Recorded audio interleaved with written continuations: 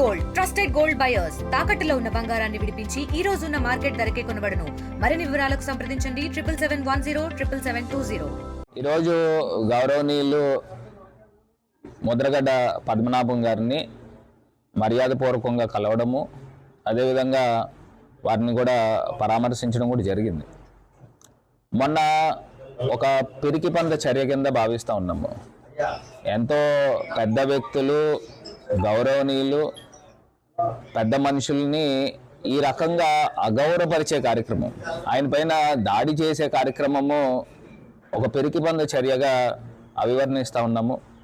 దీన్ని ఇమీడియట్గా తక్షణమే కూటమి ప్రభుత్వం స్పందించి చంద్రబాబు నాయుడు గారు, అదేవిధంగా పవన్ కళ్యాణ్ గారు, వీరిద్దరు కూడా స్పందించాలి. ఇప్పుడు ఒక పెద్ద మనుషుల పైన ఈ రకమైన చిల్లర పనులు చేయిస్తూ ఉంటే వీరు ఎందుకు స్పందించట్లేదు ఒకటే అర్థం కావట్లే. మరి 1988లో కాపునాడు ఉద్యమం చేసినప్పుడు కొన్ని లక్షల మందితో ప్రజలు స్వచ్ఛందంగా, అన్ని వర్గాల ప్రజలు, అటు కాపులే కాదు అన్ని వర్గాల ప్రజలు కూడా వచ్చి బ్రహ్మరథం బట్టి మరి అంత పెద్ద మనిషి కింద ఉన్న వ్యక్తిని ఎవరో చిన్న చిన్న కుర్రోళ్ళు కూడా ఈ రకంగా మాట్లాడుతూ ఈ రకంగా దాడి చేసే కార్యక్రమం చేస్తూ మరి చేస్తూ ఉన్నారు అని అంటే అసలు కూటమి ప్రభుత్వం ఏమనుకుంటుందో అర్థం కావట్లేదు. గతంలో కూడా ఎన్నో సంఘటనలు జరిగినాయి. అప్పట్లో తెలుగుదేశం పార్టీ అధికారంలో ఉన్నప్పుడు కూడా ఏ రకంగా దుర్భాషణలాడి కుటుంబ సభ్యులను కూడా వదలకుండా మహిళల పైన కూడా ఏ రకంగా పోలీసుల చేత దుర్భాషణలు ఆడించిన సందర్భాలు కూడా ఎవరు కూడా మర్చిపోలే. ఇవాళ ప్రజలందరూ కూడా తెలుసుకుంటూ ఉన్నారు అసలు ఎందుకు ఈ కూటమి ప్రభుత్వాన్ని గెలిపించామరా బాబు అని తలలు పట్టుకునే పరిస్థితులు కనబడుతూ ఉన్నాయి. మొన్న పండక్కి క్లియర్గా అర్థమైపోయింది. సంక్రాంతి పండక్కి ఎప్పుడు కళకళలాడుతూ ఉండేది. కరోనా టైంలో కూడా ప్రజల చేతుల్లో డబ్బులు ఉండేది.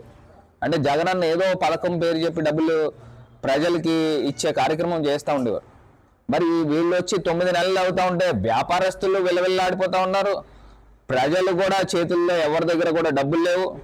డైలీ ఫైనాన్స్లు, డైలీ కలెక్షన్లు కూడా విపరీతంగా పెరిగిపోయినాయి. ఇప్పుడు ఫీజులు మార్చిలో ఎగ్జామ్స్ ఉన్నాయి, హాల్ టికెట్లు ఇవ్వాలని అంటే ఫీజులు కట్టాల్సిన పరిస్థితులు. మరి గతంలో విద్యా దీవెన, వసతి దీవెన అని ఎన్ని వేలైతే అన్ని వేల రూపాయలు తల్లుల ఖాతాల్లో వేసేవారు. మరి ఇవాళ ఏది కనబడట్లా.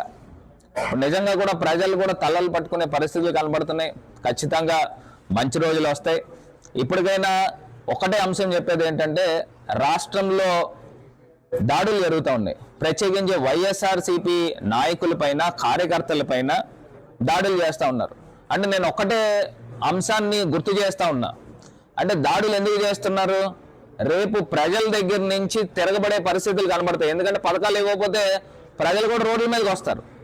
దానికి ముందుగా ఈ రకమైన వార్నింగ్లు ఇచ్చే కార్యక్రమం చేస్తూ వైఎస్ఆర్సీపీ కార్యకర్తలని నిర్బంధిస్తూ వాళ్ళని అరెస్టులు చేస్తూ లేకపోతే పిరికిబంద చర్యల కింద ఈ రకంగా దాడులు చేసే కార్యక్రమం చేస్తే, ఏదైనా నొక్కే కార్యక్రమం చేస్తే ఆగుతుందని మీరు అనుకుంటున్నారా ఏంటో అర్థం కావట్లా. ఇవాళ అంత టెక్నాలజీ ఇంకా ముందుంది. ఖచ్చితంగా ప్రజలకు అందరికీ ఇప్పటికే ఈ కూటమి ప్రభుత్వం యొక్క నిజస్వరూపం ఏంటనేది పూర్తి స్థాయిగా అర్థమైంది. రాబోయే రోజుల్లో తగిన మూల్యం చెల్లించుకోబోతున్నారని కూడా ఈ సందర్భంగా తెలియపరుస్తూ, ఇమ్మీడియట్గా చంద్రబాబు నాయుడు గారు, ముఖ్యమంత్రి గారు, ఉప ముఖ్యమంత్రి గారు వీరిద్దరూ కూడా స్పందించి ముద్రగడ్డ పద్మనాభం గారి పైన జరిగిన, వారి ఇంటి పైన జరిగిన దాడికి ఇమ్మీడియట్గా వీళ్ళిద్దరూ కూడా స్పందించి దీని నైతిక బాధ్యత వహించాల్సిందిగా కోరుతా ఉన్నాం. మరిన్ని వీడియోస్ కోసం ఛానల్ ని సబ్స్క్రైబ్ చేయండి. లేటెస్ట్ అప్డేట్స్ కోసం వాట్సాప్ ఛానల్ ని ఫాలో అవ్వండి. ఆ లింక్ డిస్క్రిప్షన్ లో ఉంది.